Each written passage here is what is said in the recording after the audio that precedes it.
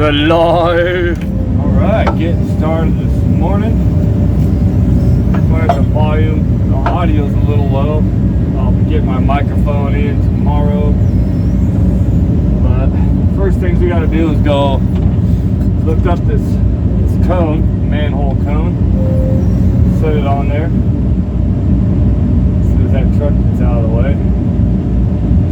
Well, got my chains right here.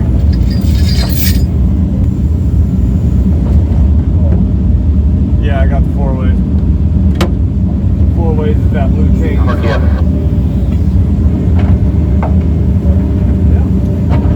So I think Alex is going to come hit me up.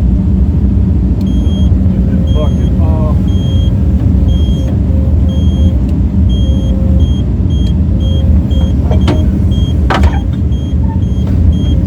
By the way, we're on the John Deere 135. Just that beeping off. We got Alex here trying to hook us up. He's going to hook us up to the cone.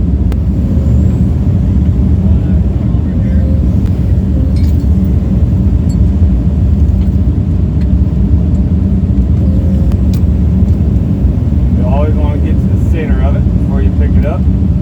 So it doesn't swing, you know what I mean, and hit in, let's say. That's all types of tangle, isn't it?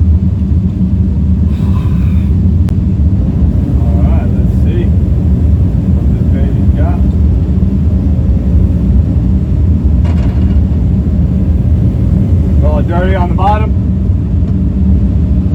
Holding. Just dirty right here. Yeah, for free.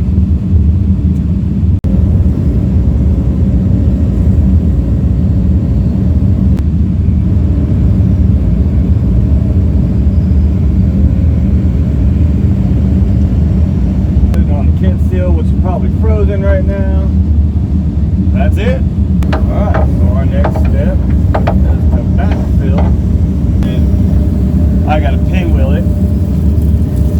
For those of you that don't know what a pinwheel is, a little attachment right here. Let me see it. It's right behind me right there.